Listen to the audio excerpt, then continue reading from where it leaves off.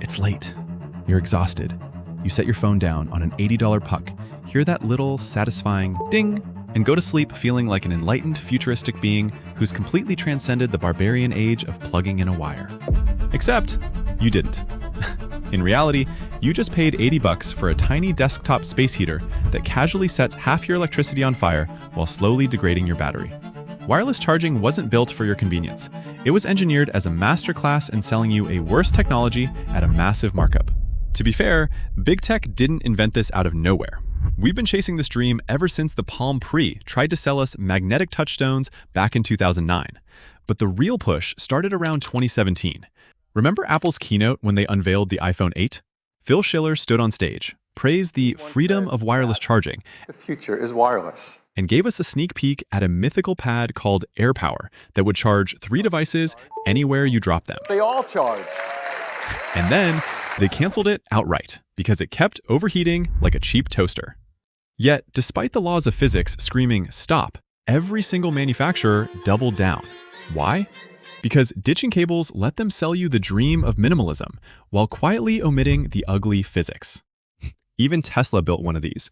A company that obsesses over every watt in its cars sells a wireless charging pad that iFixit found to be the least efficient one they've ever tested, worse than a $15 knockoff off Amazon. Here's how this actually works. Inside that charging pad is a copper coil. You shoot alternating current through it, creating a rapidly oscillating magnetic field. Inside your phone sits a matching coil. That invisible field hits your phone's coil and induces an electrical current. Boom. Electromagnetic induction. Michael Faraday figured this out in 1831. Simple, right? Well, there's a catch. If your phone is misaligned by even a few millimeters, those magnetic fields don't hit the internal coil cleanly. Instead, they leak straight into your phone's metal chassis, creating what engineers call eddy currents. Fun fact, your induction stove uses this exact same trick on purpose. Same coil, same oscillating field, same eddy currents. The only difference is your stove wants the pan to get hot. Your phone doesn't. Translation? That wasted energy turns straight into pure, trapped heat. And when lithium-ion batteries get hot, the phone automatically throttles charging speeds to keep the battery from cooking itself. iFixit actually tore these apart and measured it. A wired charge barely pushes your battery past 30 degrees Celsius. Their aligned MagSafe test climbed to nearly 40. Misaligned on a cheap pad, it remained above 40 degrees Celsius for most of the charge cycle, well into the range researchers flag as accelerating long-term battery degradation.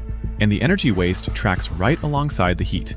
Even a perfectly aligned MagSafe still burns 36% more power than a cable to deliver the same charge. Misaligned on a cheap pad, that number jumps past 100%. You're not just charging slower, you're charging slower while burning more power and cooking your battery to do it. Brilliant. So how did big tech fix this alignment problem and let you use your phone while it charges? By selling you MagSafe. Think about the sheer corporate genius here. To solve the fact that flat pads are useless if you want to hold your phone, Apple literally glued magnets to a wireless puck and attached a wire to it. Congratulations, you didn't eliminate the cable. You just moved the plug from the bottom of your phone to the back glass, slowed your charging speed down, and paid $40 for the privilege.